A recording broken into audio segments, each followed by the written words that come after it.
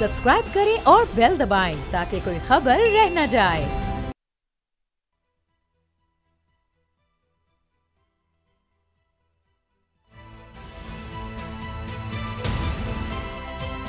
अब पता चला। बिस्मिल्लाहिर्रहमानिर्रहीम, अस्सलाम वालेकुम। मैं हूं मोहम्मद उसामा गाजी और आप देख रहे हैं अब पता चला। हुकूमत ने इतने कानून अपनी 1.5 साल मुद्दत में पास नहीं किए जितने आखिरी दिनों में करना चाह रही है। अवामी मफादात की बजाय ज़ाती मफादात पर कानून साजी जमहूरियत के मुंह पर कालक मल रही है। अगर हुकूमत डटी है लेकिन जो इंसाफ पसंद हैं वो हुकूमत में रहकर भी इसकी मुखालफत कर रहे हैं। इंसदाद इंतहा पसंदी बिल की मुखालफत नून लीग के senator Irfan Siddiqui, peoples party की शरी रहमान और JUI के कामरान मुर्तज़ा ने की और इसे तमाम सियासी जमातों के लिए शिकंजा करार दिया। सेनेटर हुमायूं मोहम्मद ने तो यहाँ तक कह दिया कि इस बिल के बहुत दूर रस नताइज हैं, अगर इसी तरह करना है तो मार्शल लॉ लगा दें। हुकूमती इत्तेहादियों की मुखालफत पर चेयरमैन सेनेट ने इस बिल को ड्रॉप कर दिया, मगर शुनीद यही है कि हुकूमत ने जैसे 1 घंटे में कोरम पूरा किए बगैर 29 बिल पास करा लिए, कुछ ऐसे ही इस बिल की मंजूरी भी हो सकती है। लेकिन अगर ऐसा हुआ तो फिर इसके असरात क्या होंगे, ये ख्याल सब सियासी जमातों को परेशान कर रहा है। एक और मामला इंतखाबात और निगरान वज़ीर आज़म का भी है। कुछ तज्जिया निगारों की राय है कि सिक्योरिटी खदशात हों, माशी हालात या फिर मरदमशुमारी पर इत्तेहादियों के तहफ़्फ़ुज़ात आम इंतखाबात के लिए खतरे की घंटी बजा रहे हैं और कुछ बईद नहीं कि आम इंतखाबात इल्तिफा का शिकार हो जाएं और आज के हुकूमती इत्तेहादी बरवक्त इंतखाबात की दुहाइयां देते हुए नजर आएं, बिल्कुल वैसे ही जैसे माजी में तहरीक इंसाफ देती रही है। मगर अभी कुछ दिन की हुकूमत बाकी है और PDM सरकार की पूरी कोशिश है कि कानून साजी के जरिए या फिर मुकदमात के जरिए वो तहरीक इंसाफ और इसके चेयरमैन को इंतखाबी मैदान से बाहर कर दे। दलील इसकी ये है कि छुट्टियों के बावजूद चेयरमैन PTI के लिए आज भी अदालत लगी और कल भी उनकी तलबी है। कहा जा रहा है कि चेयरमैन PTI के लिए अगले 72 घंटे बड़े अहम हैं। क्या इन्हें नाअहल करार दिया जा सकता है? हालात क्या रुख इख्तियार कर सकते हैं? इसी से आगाज करेंगे। सैयद मुजम्मिल शामिल, आज जिस तरह से हमने ये प्रोसीडिंग देखी है तोशा खाना की, ये तो लग रहा है कि छुट्टी पर थे लेकिन ड्यूटी रोस्टर नया आया, वो ड्यूटी पर हुमायूं दिलावर साहब वापस 5 दिन के लिए 5 अगस्त तक। तो लग रहा है कि जिस तरह वो कह रहे हैं कि नहीं जी ब्रेक है तो 3 बजे तक आ जाए, खान साहब सुबह तक आ जाए। बल्कि पहले हम ऐसा करते हैं, सिद्दीक जान से इस बारे में बात कर लेते हैं क्योंकि कोर्ट के हवाले से तो पूरी दुनिया उनको मानती है, कोर्ट रिपोर्टिंग पर। सिद्दीक जान, ये तो मामला बड़ी तेजी से आगे बढ़ रहा है। देखिए उसामा भाई, मैं मुजम्मिल भाई और आपसे थोड़ी सी इजाज़त के साथ थोड़ी सी बात लंबी ज़रूर हो जाएगी, लेकिन जो नाज़रीन हैं उनको भी थोड़ा सा बैकग्राउंड भी पता चल जाए और सबको देखने वालों को समझ भी आ जाए कि मामला है क्या। मामला यह है कि इलेक्शन कमीशन ऑफ पाकिस्तान में रेफरेंस के बाद उसके ऊपर एक फ़ैसला आया। फैसले के बाद कहा गया कि एक कंप्लेंट जो है वो दायर होगी, जो सेशन कोर्ट है उसमें वो सेशन कोर्ट में कंप्लेंट दायर हुई।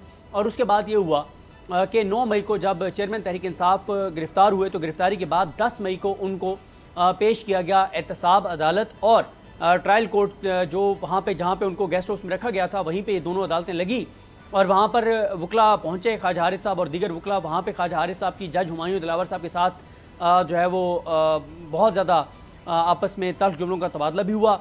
और उसके बाद ख्वाजा हारिस साहब ने कहा कि जी आप जिस तरह से प्रोसीडिंग को लेकर चल रहे हैं इस तरह से नहीं हो सकता। और उसी दिन जज हुमायूं दिलावर साहब ने चेयरमैन तहरीक इंसाफ पर फ़र्द जुर्म आयद कर दी। जब उन्होंने फ़र्द जुर्म आयद कर दी तो इस सारे प्रोसेस को चैलेंज कर दिया गया इस्लामाबाद हाई कोर्ट में। जब इस्लामाबाद हाई कोर्ट में चैलेंज किया गया और साथ ये भी कहा गया कि जज जो है वो बायस्ड है, जज के कंडक्ट ठीक नहीं है तो केस किसी और जज के पास ट्रांसफ़र कर दें। तो उसके बाद एक दरख्वास्त ये थी, एक था कि अभी ट्रायल को रोक दें और तीसरा ये था कि जो जज साहब ने इसको काबिल समाअत करार दिया ये भी गलत करार दिया। ये 3 दरख्वास्तें थी। अब हुआ ये कि जस्टिस आमिर फारूक साहब जो chief justice Islamabad high court के, उन्होंने क्या किया, उन्होंने ट्रायल जो है वो रोक दिया और समाअत मई से चली गई जो है वो जून और जुलाई तक।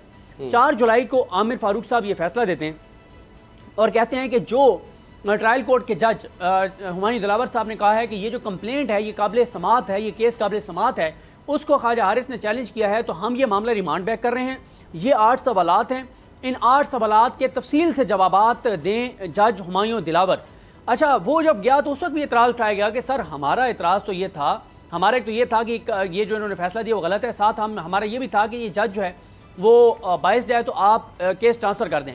18-19 एडिशनल सेशन जजेस हैं, तो क्या ऐसी ख्वाजा हारिस साहब की ये कहना था कि क्या ऐसी मजबूरी है कि इसी जज के पास ही आप मामला वापस भेजें। खैर मामला वापस आया इनके पास हुमायूं दिलावर साहब के पास एक दरखास्त, एक अपील का फैसला हो गया, बाकी आमिर फारूक साहब ने पेंडिंग रख ली। और जुलाई के बाद कब लगाई? जुलाई में नहीं लगाई, अगस्त में नहीं लगाई, सितंबर 19 या पता नहीं 9 या 19 सितंबर को जाके आमिर फारूक साहब ने बाकी दरखास्तें लगा दी, जिसमें इख्तियार समात वाला चैलेंज भी था, जिसमें जज के 22 होने का भी था, ट्रांसफ़र का भी था। ये सारी चीज़ें आमिर फारूक साहब ने सितंबर में लगा दी और 7 दिन का टाइम दे दिया हुमायूं दिलावर साहब को कि आप 7 दिन में फैसला करें। अच्छा, हुमायूं दिलावर साहब ने 3 दिन बाद जो है वो फैसला कर दिया ख्वाजा हारिस साहब को सुने बगैर।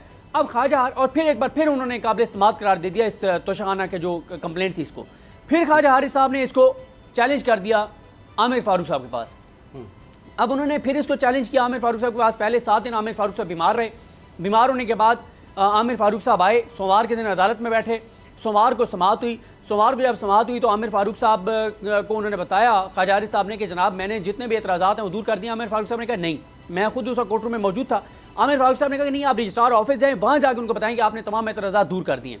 ख्वाजा हारिस साहब ने कहा कि जी मैं चला जाता हूँ, लेकिन आप आज ही समाअत कर लें। उन्होंने कहा जी आज तो नहीं, कल मैं समाअत करूंगा, यानी मंगल के दिन। मंगल को भी उन्होंने समाअत ना की, उन्होंने बुध को समाअत की। जब बुध को उन्होंने समाअत की तो बुध को समाअत करके उन्होंने उसे अगले हफ्ते जुमेरात के लिए नोटिस कर दिए, यानी कोई 8-9 दिन बाद। अच्छा, फिर जुमेरात के लिए हो गया। इस दौरान जो सुप्रीम कोर्ट ऑफ पाकिस्तान में आपको पता है याहिया अफरीदी साहब के पास वो केस ला गया, याहिया अफरीदी साहब और मुसरत हिलाली साहिबा के पास, जिसमें ख्वाजा हारिस साहब ने आपको बताया कि एक तरफ इस्लामाबाद हाई कोर्ट हमारे केसेस दबाकर बैठी हुई है, वो फैसला नहीं कर रहे, और दूसरी तरफ नीचे ट्रायल बड़ी तेज़ से चल रहा है। हमें मसला ये नहीं है ट्रायल चलाएं, लेकिन ये तो फैसला कर लें कि इस अदालत का ट्रायल कोर्ट या इख्तियार समाअत भी है या नहीं है, दायरा इख्तियार भी है या नहीं है, ज्यूरिडिक्शन का मामला सबसे पहले डिसाइड होना चाहिए। इस पर याहिया अफरीदी साहब ने कहा जी बात आपकी ठीक है, लेकिन मसला यह है कि हम हाई कोर्ट के उसमें मुदाखलत नहीं करेंगे। ट्रायल जो है ट्रायल कोर्ट को सुपरवाइज करना होता है हाई कोर्ट ने, तो हम हाई कोर्ट को मामला वाएँ हम उनको भेज रहे हैं। मामला आ गया हाई कोर्ट के पास। हाई कोर्ट 27 तारीख को समाअत होती है, 27 जुलाई को, यानी ये जुमेरात का दिन था। जुमेरात के दिन समाअत होती है तो आमिर फारूक साहब आते हैं, कहते हैं जी सुप्रीम कोर्ट का फैसला हमारे पास अभी तक नहीं पहुंचा। तो ख्वाजा हारिस साहब ये कहते हैं कि इलेक्शन कमीशन के वकील हमारे साथ खड़े हैं, मैं भी वहीं था, ये भी वहीं थे, कंसेंट के साथ ऑर्डर हुआ है, तो आप समाअत शुरू करें, हम दोनों को पता है कि क्या ऑर्डर है। उन्होंने कहा नहीं, पहले मैं सुप्रीम कोर्ट का ऑर्डर देखूंगा, फिर मैं समाअत आगे बढ़ूंगा। उन्होंने कहा ठीक है सर, आप फिर आज ही समाअत कर लें। उन्होंने कहा कर लेते हैं। उन्होंने कहा 1:30 से 2 बजे हम समाअत करेंगे। 1:30 से 2 की बजाय 3:30-4 बजे समाअत हुई और आमिर फारूक साहब ने दलाइल सुने, जिसमें से सबसे अहम जो दलील थी या अहम नुक्ता था जो जिस पे दलाइल दी उन्होंने साहब ने वो ये दिए कि जिसमें जज की फेसबुक पोस्टों का भी मामला था, और कहा कि सर आप ऐसे करें, जब तक ये जज की फेसबुक पोस्टों वाला मामला हल नहीं होता 3-4 दिन, उतने तक आप स्टे कर दें, और ये जो हमारी दरख्वास्तें हैं ये आपने इकट्ठी क्योंकि इनका फैसला करना है, जिसमें कुछ डॉक्यूमेंट्स हमें नहीं दिए गए, गवाहान के हवाले से, प्रोसेस के हवाले से 6 से 7 दरखास्तें हैं। उन्होंने कहा कि ये दरखास्तें आप जब अगले हफ्ते में सुन के फैसला करें तब तक स्टे कर दें। आमिर फारूक साहब ने सुना, फैसला महफूज किया, उठ के चले गए। जब शाम को फैसला आया, उस फैसले में उन्होंने कहा, कोई उन्होंने स्टे नहीं दिया, ना उन्होंने स्टे पे ये कहा कि हाँ मैं स्टे दूंगा, नहीं दूंगा, रिजेक्ट कर रहा हूँ, एक्सेप्ट कर रहा हूँ आपकी प्ली। उसके बाद उन्होंने अगले हफ्ते के लिए जुमेरात के लिए दरखास्तें लगा दी, यानी इस हफ्ते जुमेरात के लिए, जुमेरात को सुन के जुमेरात के लिए लगा दी और कोई स्टे नहीं दिया। अब नीचे आज सोमवार था, सोमवार को अब नीचे जो ये हैं हुमायूं दिलावर साहब, उन्होंने आज तेज़ी से फिर मामला खींच दिया। अब मामला ये है कि ख्वाजा हारिस साहब जो पहले भी दरखास्त ये लेकर गए थे सुप्रीम कोर्ट में, उसमें उन्होंने ज़ाहिर है खुल के तो बात नहीं की। ख्वाजा हारिस साहब का एक मिजाज भी है, वो इन चीज़ों के उस तरह से नहीं करते जैसे बाकी वकला करते हैं, लेकिन उन्होंने दबे अल्फाज में आमिर फारूक साहब के कंडक्ट पर सवालात उठाए कि आमिर फारूक साहब का कंडक्ट जो है वो आप देख लें, हमारी जो दरखास्त इस पर सबसे पहले फैसला करना चाहिए था वो सितंबर में जाकर लगा दी, और ट्रायल तेज़ी से चल रहा है। अच्छा, अब आमिर फारूक साहब ने तो लगा दी जुमेरात के लिए। आज भी आमिर फारूक साहब छुट्टी पे थे, कल से वो बैठ रहे हैं, लेकिन ना मंगल को लगाई, ना बुध को लगाई, जुमेरात को लगाई। और दूसरी तरफ अगले 72 घंटों में, 48 से 72 घंटों में इमरान खान 110% डिस्क्वालीफाई हो जाएंगे ट्रायल कोर्ट से। जो इस वक्त तक जो कंडक्ट है, जो चीज़ें चल रही हैं जिस तरह से, वो डिस्क्वालीफाई हो जाएंगे।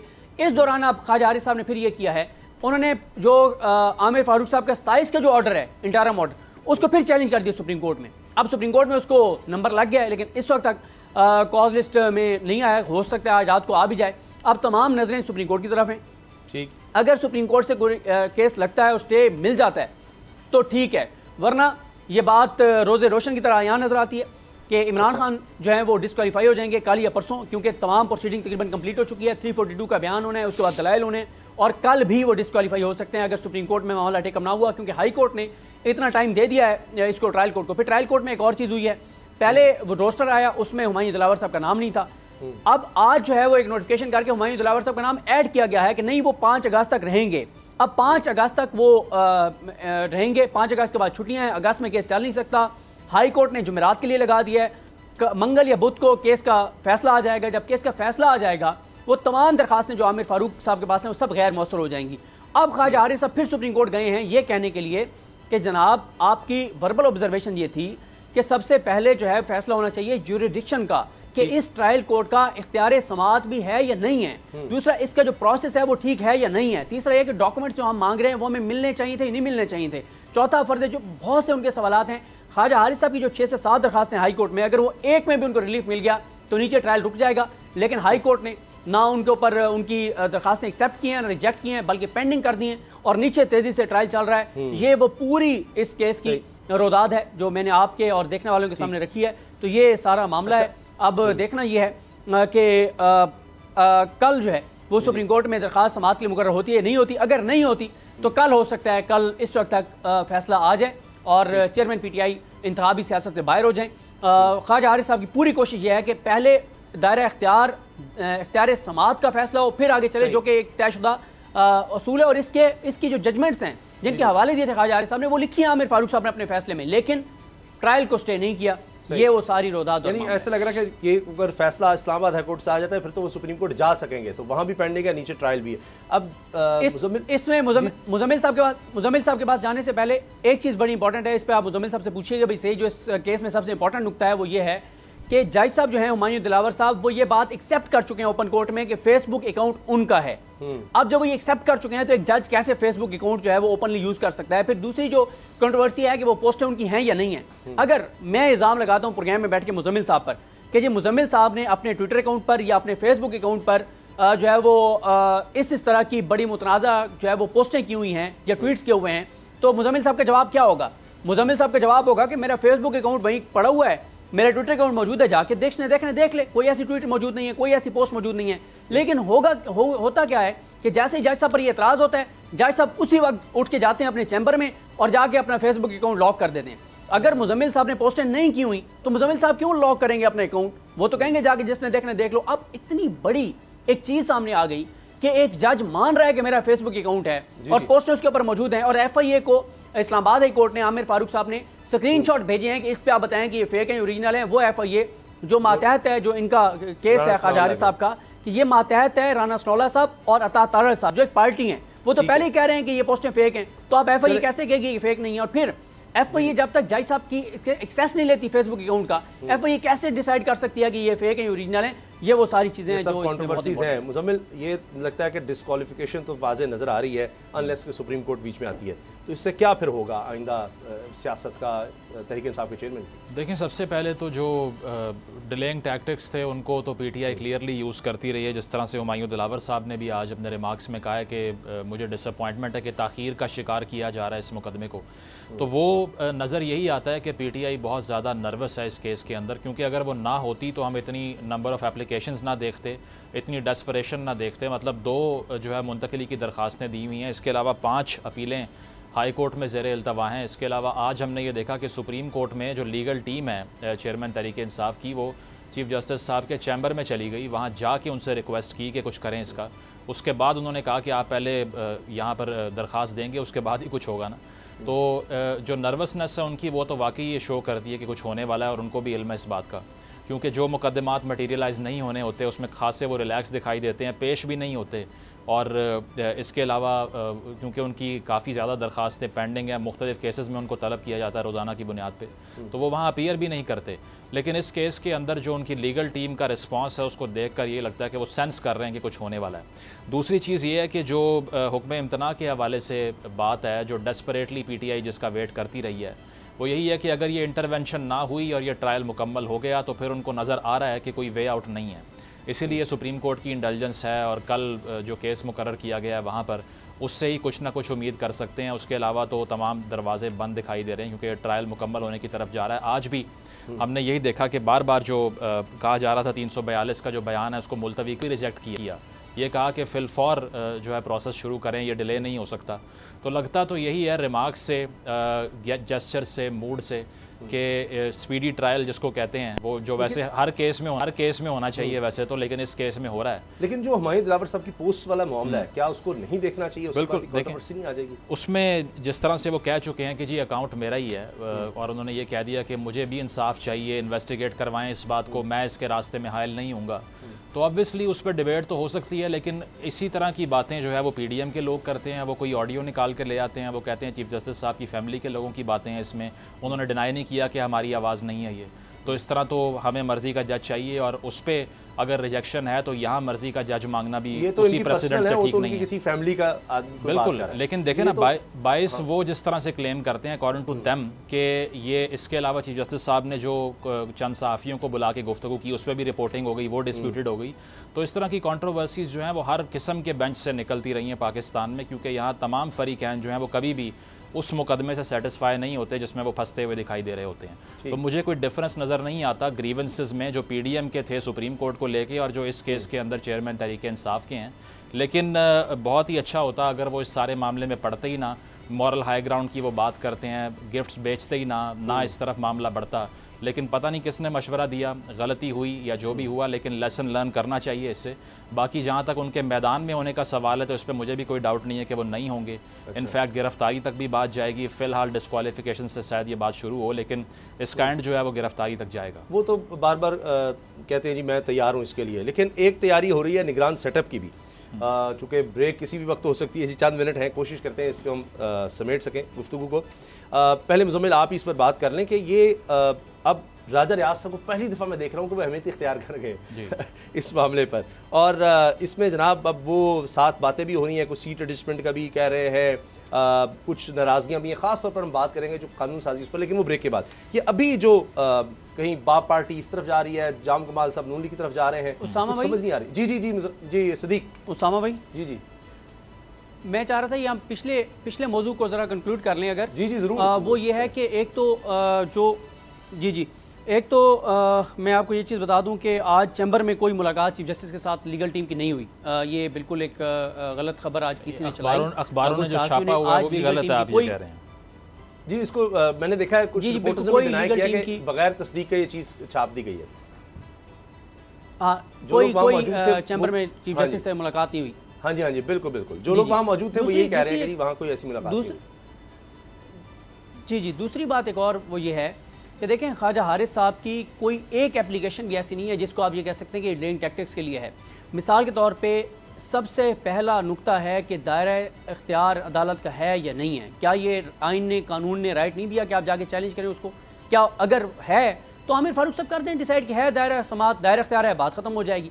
लेकिन मसला क्या है, यहाँ से जब डिसाइड होगी आमिर फारूक साहब की अदालत से तो वो ऊपर जाएगी सुप्रीम कोर्ट में। अच्छा, दूसरा जो ख्वाजा हारिस साहब की दरखास्त है वो है कि जज के 22 के ऊपर है, और वो ये नहीं कह रहे जैसे नून लीग कहती है कि हमारे केस जो है वो काजी फैसल साहब के पास लगाएं। तमाम चीजें बड़ी ये नहीं कह रहे कि हमारा केस पाकिस्तान की मुस्तकबिल है वो इस एस के भी इर्द गिर्द घूम रहा है, तरीके साहब के चेयरमैन का सियासी मुस्तकबिल भी इसके इर्द गिर्द घूम रहा है। यहीं से बात को दोबारा हम शुरू करेंगे, लेकिन ब्रेक है, न्यूज़ अपडेट्स हैं, उसके बाद आते हैं और बात करेंगे इस केस में क्या होने जा रहा है।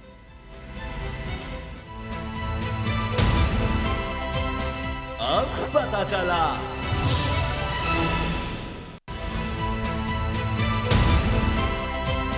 अब पता चला।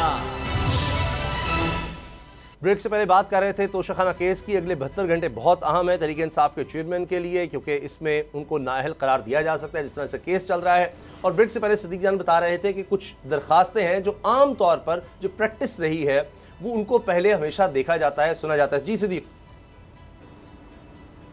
इसमें एक चीज़ और भी आपको बताऊं कि जिस तरह मैं आपको बता रहा था ना कि सबसे पहले इख्तियार समात को चैलेंज किया हुआ है, फिर जो प्रोसेस है कि किस प्रोसेस से कंप्लेंट आएगी, पहले मजिस्ट्रेट के पास जाएगी, फिर आएगी इस तरह से सेशन कोर्ट में आएगी, सेशन जज के पास आएगी, एडिशनल सेशन जज के पास आएगी, ये सारा मामला है। फिर एक और ख्वाजा हारिस साहब की एप्लीकेशन है और वो ये है कि जब ये रेफरेंस आया था इलेक्शन कमीशन के पास, रेफरेंस आने से लेके डिसीजन होने तक कितने जो डॉक्यूमेंट्स थे इलेक्शन कमीशन के पास वो कौन कौन से थे वो हमें दिए जाएँ, क्योंकि वो डॉक्यूमेंट सारे यहाँ पे ट्रायल में जो है वो इस्तेमाल हो रहे हैं। फिर जब कंप्लेंट फाइल करने का फैसला हुआ वहाँ से लेके अब तक जितने डॉक्यूमेंट्स हैं वो ये मांग रहे हैं। फिर एक और चीज़ बहुत इंपॉर्टेंट है इस केस में, वो ये है कि इलेक्शन कमीशन 5 इजाफी गवाह लाने का उन्होंने एक एप्लीकेशन दी थी और इलेक्शन कमीशन ने कहा था कि इन 5 गवाहों के बगैर ट्रायल आगे कंक्लूड नहीं हो सकता, इसलिए इनको शामिल किया जाए। जो ट्रायल कोर्ट के जज हैं हुमायूं दिलावर साहब, उन्होंने वो दरखास्त मुस्तरद कर दी इलेक्शन कमीशन की। अब होना क्या चाहिए था, इलेक्शन कमीशन को अपील में जाना चाहिए था हाई कोर्ट में कि जनाब ये हमारे 5 बड़े अहम गवाह हैं, इनके बगैर तो ट्रायल कंक्लूड नहीं हो सकता। लेकिन इलेक्शन कमीशन ने उसके बाद अपील ही नहीं की। तो इसका क्या मतलब है? इसका मतलब है कि इलेक्शन कमीशन इतना कॉन्फिडेंट है। और फिर इलेक्शन कमीशन की एक और आप बदनीयती देखें वो इसलिए कहते हैं कि इंसाफ ना सिर्फ होना चाहिए बल्कि होता हुआ नजर भी आना चाहिए। जो शरीफ खानदान के तमाम करप्शन और लूटमार के केसेस में वकील हैं उनके, अमजद परवेज साहब, वो यहाँ पे इलेक्शन कमीशन के वकील हैं। इसी तरह से टेरियान केस में वहाँ पे लाहौर इस्लामाबाद हाई कोर्ट में जितने वो वकील थे जो बड़े सख्त जो है वो चेयरमैन PTI के मुखालिफ और ज़ातियात किया तक, उन सारों को उन्होंने जो है वहाँ पे इलेक्शन कमीशन ने अपना वकील कर लिया। फिर उन्हीं जो टेरियान केस में इमरान खान के खिलाफ वकील पेश हुए थे, उनको इलेक्शन कमीशन ने इलेक्शन के केस में सुप्रीम कोर्ट में वकील कर लिया। तो ये जो नेक्सस है इलेक्शन कमीशन का, और फिर इरफान कादिर साहब को एक केस में अपना वकील कर लिया। उनका किसको नहीं पता कि उनकी एफिलिएशन क्या है और वो किस तरह से वो सारी चीज़ें। तो ये चीज़ें हैं। तो इलेक्शन कमीशन का कंडक्ट और उनकी एफिलिएशन, उनकी सारी चीज़ें हमारे सामने आ रही हैं। तो अगले बार 1 से 2 दिन 3 दिन मैक्सिमम बहुत इंपॉर्टेंट है, क्योंकि जुमेरात का दिन रखा हुआ है। आमिर फारूक साहब ने जुमेरात तक चेयरमैन PTI डिस्क्वालीफाई हो चुके होंगे। उसके बाद इतना ही आमिर फारूक साहब कहेंगे कि क्योंकि अब डिस्क्वालिफिकेशन हो गई है, तमाम इन्फेक्शस हो गई हैं आपकी एप्लीकेशंस, तो अब आप 0 से स्टार्ट करें। फिर 0 से स्टार्ट होगा और फिर वो भी उनका इख्तियार है, क्योंकि आइन और कानून में कहीं नहीं लिखा हुआ कि जो चीफ जस्टिस हैं इस्लामाबाद हाई कोर्ट के, उन्होंने कितने अरसे में कोई केस जो है वो कंक्लूड करना है। वो चाहें तो उनकी रिटायरमेंट 2031 में, वो चाहें तो 2031 तक कोई भी केस पेंडिंग रख सकते हैं, कोई भी उनसे ये बात नहीं पूछ सकता। कमाल है। लेकिन चले किसी तरह फैसला तो करते हैं ना, या इधर या उधर। अब सारी बात सुप्रीम कोर्ट पर है, यहाँ तो नज़र आ रहा है जिस तरह केस चल रहा है ये बड़ी जल्दी कंक्लूड होने वाला है। अब आते हैं जी निगरान सेटअप की तरफ। वो अभी तक ज़ेर बहस है, अभी तक कोई नाम फाइनल नहीं हो सके। लेकिन मुजम्मिल, एक बात है कि राजा रियाज साहब अब वाकई अहमियत इख्तियार कर गए। बयानात से लग रहा है कि उनको बनाना इतना आसान नहीं होगा। फिर इसके साथ भी बहुत अहम शख्सियत हैं, वो सिर्फ वाहिद एक रिप्रेजेंटेटिव हैं पूरी अपोजिशन के, तो अहम ही होंगे वो। हाँ जी, और उनका अब आकर ये कहना, वरना तो नून लीग के टिकट के उम्मीदवार थे। रज़ा रबानी साहब कह रहे जी आम इंतखाबात के इल्तवाक के हवाले से कि मुल्क के लिए तबाहकुन होगा। ये बात हम अपने प्रोग्राम में करते रहे कि वाकई इलेक्शंस ना हुए तो तबाहकुन होगा। हम उसकी तबाही के अब कुछ मनाजिर देख भी रहे हैं। सीट एडजस्टमेंट का मामला नून लीग और इस्तेहकाम पाकिस्तान पार्टी के दरमियान चल रहा है। यानी ये जैसे जैसे इलेक्शन आ रहे हैं हम बड़ा एक और तरह का इस्तेहकाम देख रहे हैं। बिल्कुल इस तरह ही है। और जिस तरह से हमने देखा है कि खदशात का इजहार होता रहा है, इसके अलावा फैसल वावडा साहब का जो रीसेंट इंटरव्यू, अभी हम ब्रेक से पहले भी बात कर रहे थे उसकी, जो उन्होंने गालिबन कल इतवार के रोज़ दिया, तो उसमें उनका कहना यही था कि अब लग ये रहा है कि PDM भी समझ रही है कि हम वाहिद और आखिरी ऑप्शन है, ऐसा नहीं है। तो एक हिंट कर रहे थे वो इस बात को देखते हुए कि अगर ये भी ये समझते हैं कि हमारे अलावा कोई नहीं है तो इनकी भी गलत फहमी है और तमाम पॉलिटिकल क्लास फेल हो चुकी है। तो इस सारी सूरत हाल में बाप के हवाले से जो डिबेट चल रही है, इस पर हामिद मीर साहब ने बड़ा इंटरेस्टिंग कॉलम लिखा है। उसका टाइटल है बाप के भी बाप, और वो PDM को कह रहे हैं कि ये उनसे भी जो है वो बहुत आगे निकल गए हैं इस किस्म की कानून साजियाँ करने में जो कि हो रही हैं पार्लियामान से और सेनेट से, जो हमने देखी हैं उस पर तो हम आते हैं आगे जाके। लेकिन बाप को ज़म करने की जो कोशिश है वो पहले पिछले दौर में तहरीक इंसाफ ने की। चेयरमैन तहरीक इंसाफ की तरफ से ऑफ़र की गई, उन्होंने कहा जी हमारे तो हाथ में ही नहीं होता, आगे से ये जवाब मिला। बाद में पीपल्स पार्टी ने कोशिश की, वो भी फेल हो गए। अब नून लीग कोशिश कर रही है। तो इलेक्टेबल्स की पॉलिटिक्स उरूज पे है अपने। बलोचिस्तान के जितने भी रिप्रेजेंटेटिव हैं, चाहे वो इलेक्शन लड़ के आए हैं जिस तरह से भी, हालांकि संजरानी साहब को चेयरमैन सेनेट बनाने के अंदर MQM का, तहरीक इंसाफ और पीपल्स पार्टी का रोल था, वही पीपल्स पार्टी को वो रिफ्यूज़ कर चुके हैं, उसी PTI को वो रिफ्यूज़ कर चुके हैं। तो नून लीग ने तो उनको चेयरमैन सेनेट बनाने में कोई रोल भी प्ले नहीं किया, तो उनको कैसे वो कबूल कर लेंगे। तो मेरा ख्याल है कि वहाँ से भी ना होगी और बलूचिस्तान में मायूसी देखने को मिलेगी तमाम जमातों को। जहाँ तक निगरान सेटअप की बात है तो उसमें अब हम बिल्कुल बरकरार है। PDM जो प्राइड लेती है इस बात पे कि हमारे ताल्लुकात बड़े अच्छे हैं, मुझे लगता है कोई वन पेज एग्जिस्ट नहीं करता इस इशू के ऊपर, और टसल जो है वो बिल्कुल क्लियर है। कोई भी जो ये बात कर रहा है कि PDM की पार्टीज़ की तरफ से कोई नाम जाएगा, आसानी से कबूल हो जाएगा, गलत बयानी। राजा रियाज साहब जो कह रहे हैं जी उनको उम्मीद है कि नहीं, वो उनको उम्मीद हो सकती है, लेकिन मसला इस वक्त PDM का भी नहीं रहा और वो भी कन्विंस नहीं कर पा रहे मेरा ख्याल। अच्छा सदीक, आपने बहुत पहले एक तो कहा था कि शहर इक़्तिदार में जो खबरें चल रही हैं वो हमें अब नज़र आ रही हैं। आप तो बता रहे थे अब बयानात से वो चीज़ें ज़ाहिर हो रही हैं। उससे पहले आपने कहा था कि जी ये इलेक्शन से तो मामला कहीं आगे चलेंगे, अब मरदमशुमारी की कभी बात हो रही है, तो ये हालात बद से बदतर होते चले जा रहे हैं। देखिए, मेरा जहाँ पे मैं ये कहता हूँ कि चीज़ें कुछ हैं, वहीं पे मैं ये भी साथ कहता हूँ कि इनकी सियासी तौर पे इतनी वर्थ नहीं है कि ये किसी बात पे आगे रेजिस्ट कर सकें।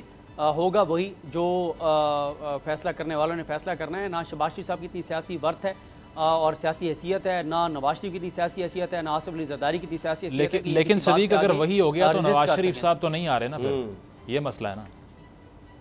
हाँ बिल्कुल बिल्कुल, ये बात देखें। एक चीज़ और भी है, मैं आपको बताऊँ, ये ज़रूरी नहीं है कि कुछ चीज़ें जो हैं हमें जिस तरह से दिखाई दे रही हैं इसी तरह से हों, क्योंकि एक बात ये भी चल रही है कि ये सिर्फ एक तासुर है, बाकी मामलात बिल्कुल एक ये भी कुछ लोग कह रहे हैं कि मामलात सारे ठीक हैं। क्योंकि आप एक और चीज़ देखें ना, एक चीज़ बहरहाल बड़ी हैरान कुन है, वो ये है कि इस वक्त जितने भी हुकूमत के करीब सहाफ़ी हैं जिनका बहुत ईवान इक़्तिदार में आना जाना है, वो आके ये कह रहे हैं कि जनाब ये तय हो गया है कि शहबाज शरीफ साहब नहीं आना है, क्योंकि शहबाज शरीफ साहब से सब बहुत खुश हैं। और पिछली भी आपने देखा था वो जो एक इंटरव्यू जो आया था कि शहबाज शरीफ साहब की एक बात बहुत अच्छी है, वो ये है कि उनको डांटें भी सही तो वो सर झुका के आराम से डांट सुन लेते हैं और वो बड़े अच्छे बच्चे बन के और जो भी उनको कहा जाए वो उसको एग्जीक्यूट करते हैं, उस पर अमल करते हैं। तो अब फिर ये बात यानी कोई एक नहीं, कम से कम 4 से 5 सहाफ़ी ये बात कह रहे हैं जो बहुत जिनका ईवान इक़्तिदार में आने जाना है कि जी ये तय हो गया कि शहबाज शरीफ नहीं आने हैं। मेरा सवाल ये है कि अगर शहबाज शरीफ को ही दोबारा लाना है तो ये मैं एतराज़ नहीं कर रहा कि उसको क्यों ला रहे हैं भाई। अगर ये फैसला हो गया है कि मुल्क शहबाज शरीफ के जरिए आगे जाना है, तो वो तो हमने 15-16 माह में देखा है कि कितना आगे मुल्क चला गया है। तो ठीक है, आगे 5 साल की भी ले आए ताकि सबका रांझा राजी हो जाए। लेकिन बात यह कि फिर इलेक्शन करवाने की क्या ज़रूरत है। अब देखें, इलेक्शन होगा, पता नहीं कितने अरब लगेंगे, कितने अखराजात होंगे, जितना चार्ज माहौल है, पता नहीं कितने लोग खुदा खासा ज़ख्मी होंगे, कितनी लड़ाइयाँ होंगी, कितना मुल्क मतलब एक उससे गुजरेगा, क्राइसिस से गुजरेगा 3 माह के लिए। तो ज़रूरत क्या है इलेक्शन कराने की भाई। कोई एक इस तरह की भी तरमीम कर दें कानून में, क्योंकि अब आइन में तरमीम तो मैटर नहीं करती। पिछले 1 माह में इस हुकूमत में 7 ऐसे कवानीन में तब्दीलियाँ की हैं जो आइनी तरमीम के बगैर हो ही नहीं सकती थी। हो गई ना, किसी अदालत में चैलेंज नहीं हुआ, कोई मसला नहीं हुआ। तो एक भाई आप एक तरमीम कर दें कानून में, वो तो सादा सिरे से हो सकती है। कोई ऐसी तरमीम कर दें कि उसके बाद शहबाज शरीफ साहब को लेके आए आप निगरान वज़ीर आज़म और उनको आप कंटिन्यू करवा लें, या एक और काम करें। अभी भी कुछ नहीं किया, आइन में एमरजेंसी की प्रोविजन मौजूद है, एमरजेंसी डिक्लेयर करें, इस पार्लियामेंट को एक्सटेंड करें, 1.5 साल इनको एक्सटेंड करें। उसके बाद साल जब ये इनका पूरा हो इस असम्बली का, फिर आगे कानून में कोई तब्दीली करके और फिर शहबाज शरीफ साहब को 2-3-4 साल के लिए आप निगरान वज़ीर आज़म के तौर पर रख लें। तो मेरा तो ये है कि इलेक्शन कराने की क्या ज़रूरत है, जितना इस्टेब्लिश हो गया है। सब ये बात कह रहे हैं कि शहबाज शरीफ को जाना है। बल्कि एक और चीज़ मैं आपको बताऊँ, पिछले प्रोग्राम्स में हमने कुछ जिक्र किया था कि मरीम नवाज साहबा क्यों खामोश है। मैं उनके देख रहा था कि आखिरी पॉलिटिकल एक्टिविटी जो मरीम नवाज साहबा ने की थी वो 11 जून को की थी। 11 जून को शुजाबाद में, 11 जून भी गुजर गया, जुलाई भी गुजर गया, आज जुलाई की आखिरी तारीख है। ना वो पॉलिटिकल ट्वीट्स कर रही हैं उस तरह से, ना वो पॉलिटिकल एक्टिविटीज़ कर रही हैं। क्यों? उनको भी कुछ चीज़ें नज़र आ रही हैं कि मतलब कोई इस तरह की चीज़ है। फिर उस पर मंसूर अली खान साहब ये कहते हैं कि जब मंसूर अली खान साहब को इंटरव्यू दिया था मरीम नवाज साहबा ने, तो उसके बाद मरीम नवाज साहबा ने उनको कॉल पे बताया था कि आपके बहुत से सवालों के जवाब मैं दे सकती थी, लेकिन अभी वो मैं नहीं देना चाहती। और साथ ही मंसूर अली खान साहब ये कहते हैं कि मरीम नवाज साहबा पे कुछ पाबंदियां हैं कि अभी आपने नहीं बोलना, बड़ी मुद्दत बाद ही सेम पेज हुआ है। तो ये ना हो कि आपकी कुछ ऐसी आप बातें कर दें जिससे सेम पेज जो है वो हमारा ख़राब हो जाए। तो ये तो सर हालात हैं, ये वाक़यात हैं। तो ठीक है, जैसे चल कई जो आपने सजेशंस दिए, लेकिन वैसे भी कौन सा मुल्क में कानून और आइन के मुताबिक सदीक ही एडवाइज़र बन जाए जितने वो मुफीद मशवरे दे रहे हैं शहबाज शरीफ साहब को। हाँ, लेकिन वो फैसला साजो नहीं करना है कि उसमें कौन सा मशवरा वो मानते हैं। लेकिन ये चीज़ तो जो नज़र आ रही है एक्सट्रीमिज़म बिल के हवाले से कि जी ये इंसदाद इंतहा पसंदी बिल, उसमें पॉलिटिकल का लफ्ज़ भी इस्तेमाल कर दिया गया। हमारे यहाँ इंसदाद दहशतगर्दी का कानून है, बेशुमार कवानीन है, foreign exchange regulation, banking companies act, anti money laundering, पता नहीं क्या क्या। लेकिन अब ये जो आ रहा है तो इस पर हुकूमत ही ला रही है, पीपल्स पार्टी टेबल कर रही है, लेकिन फिर इन्हीं के लोग इसके खिलाफ बोलने लग गए हैं। तो ये समझ नहीं आ रही कि ये क्या हो रहा है। देखें, इस पे तो आप मज़ाका खेज़ चीज़ देखिए कि नैब की जितनी भी मुखालिफत PDM की पार्टीज़ ने की है वो किस बेस पे की है कि 90 रोज़ के लिए आप किसी को भी तहवील में ले सकते हैं। और ये बिल जो अपने हाथ से पास कर रहे हैं इसमें 1 साल के लिए किसी को भी तहवील में ले सकते हैं। तो 90 रोज़ की मुखालिफत की और ख़ुद जो लेजिस्लेट करने जा रहे हैं उसमें 1 साल के लिए किसी को भी तहवील में लेना इस बुनियाद पे कि वायलेंट एक्सट्रीमिज़म को इंस्टिगेट किया है, इट इज़ वेरी ईजियर। तो ये तो इन्होंने सेल्फ इम्प्लोड करने की और सुसाइड बॉम्बिंग की है अपने ऊपर। ये तो भला होना चाहिए इन लोगों का जिन्होंने आवाज़ बुलंद करके इसको रुकवा दिया है। अदरवाइज़ जिस तरह से एक्यूज़ किया जा रहा था कि PTI के अगेंस्ट है ये, जिसको वो डिनाई करते हैं, इतना PTI से रिस्पॉन्स नहीं आया जितना इनके अपने सैनिटर्स ने, इरफान सदीकी साहब ने या किसी और ने दिया, JUI की तरफ से आया। बिल्कुल, क्योंकि वो देख रहे हैं कि आपकी हुकूमत तो जा रही है, ये चली गई तो इसके बाद यही सारे टैक्टिक्स हमारे खिलाफ भी यूज़ हो सकते हैं। अब राना सनाउल्लाह साहब से जब सवाल हुआ कि आपने ये जो लेजिस्लेशन करने की कोशिश की है, आपको इसके इम्पैक्ट पता है किस तरह होने थे क्या, तो उन्होंने कहा मैं नेटी ग्रिटी में गया ही नहीं, मुझे इल्म नहीं था कि इतना ज़्यादा इसमें क्या कुछ है या क्या नहीं, लेकिन इसका गलत इस्तेमाल नहीं होगा, सिर्फ आपको ये बता सकते हैं हम। तो गलत इस्तेमाल ना हो, अगर सही इस्तेमाल भी हो जाए तो इससे आप किसी भी पार्टी को कॉर्नर कर सकते हैं, किसी भी शख्सियत को जेल कर सकते हैं और किसी को भी दहशतगर्द डिक्लेयर कर सकते हैं। पहले पाकिस्तान में इतने कवानीन हैं, कितनी इम्प्लीमेंटेशन है उनके ऊपर, मतलब कवानीन की फ़हरिस्त इतनी लंबी है, उस पर अमल नहीं करना, नई लेजिस्लेशन करते जानी है और उसमें ना ह्यूमन राइट्स देखने हैं, ना इंटरनेशनल ट्रीटीज़ देखने हैं, और सिर्फ ये कहना है कि अगर 1 साल के लिए किसी को उठा सकते हैं तो कर दो इसको, और बाद में इसी का खुद शिकार होकर कहते हैं वोट को इज्जत दो। सदीक, वक्त बहुत कम रह गया मेरे पास, हमने एक और मामले पर भी बात करनी, बड़ा संजीदा मामला है।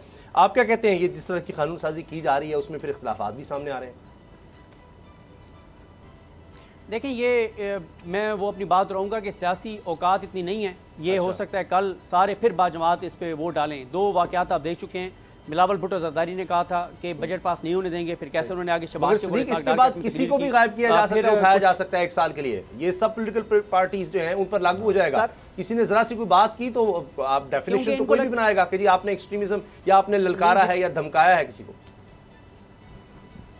देखें, इनको इस वक्त ये मसला नहीं है क्योंकि इस वक्त सेम पेज इतना ज़बरदस्त चल रहा है कि इनको लगता है कि ये तो वैसे ही उधर होते हैं, मतलब इनको तो उठा के ले जाने की जरूरत ही नहीं है, तो वैसे ही ज़्यादातर टाइम उधर होते हैं, तो इनको ये मसला नहीं है।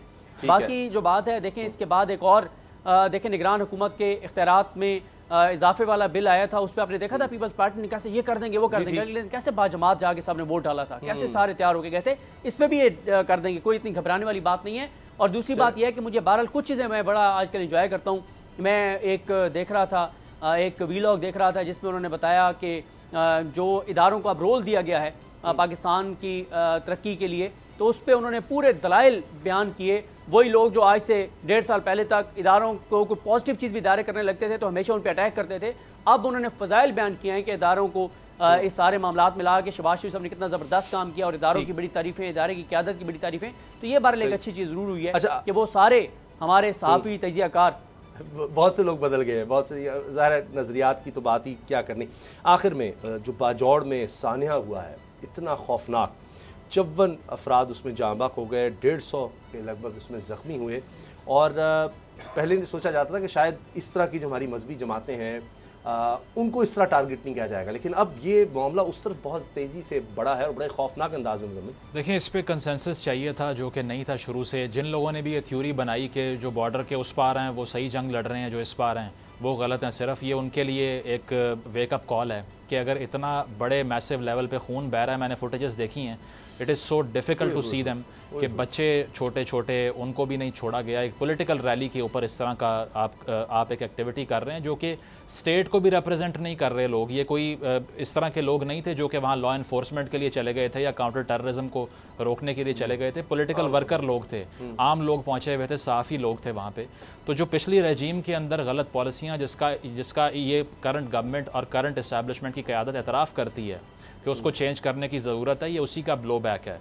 जो लोग कह रहे थे कि मैंने 5000 फाइटर को ला के सेटल करना है, जो चाय पीने के लिए जा रहे थे सब ठीक हो जाएगा, ये सब कुछ ये उसका ब्लो बैक है। जब एक थ्योरी ये बनाई गई कि जब ये रीसेटलमेंट होगी तो इसका कोई ब्लो बैक हमारे ऊपर नहीं आएगा, जो कि आ रहा है। तो केपी के अंदर और इसके अलावा ट्राइबल बेल्ट के अंदर जो लोग अपनी जान देकर कॉस्ट पे कर रहे हैं, उसका इदराक हमें और आपको ज़रूर होना चाहिए यहाँ बैठ के। टाइम मुकम्मल हो चुका है। सदीक, आप अगर कोई जुमला कहना चाहें।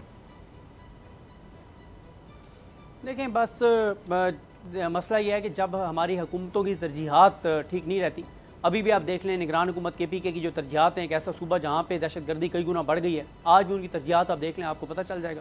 कभी आपने देखा है कि हमारी जो वहाँ पुलिस है उसको दहशतगर्दों के खिलाफ सर्च ऑपरेशन में हमें नज़र आ रही हो हमारी पुलिस वहाँ पे काम करती हुई?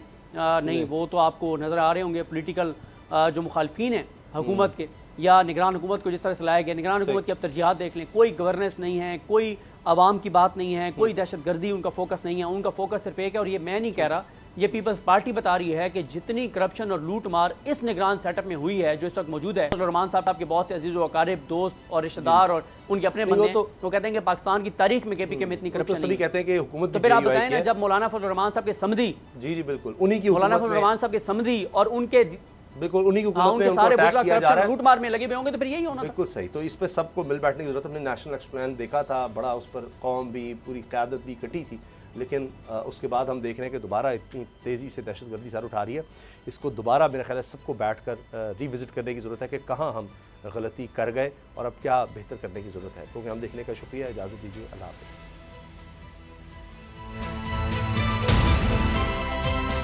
अब पता चला।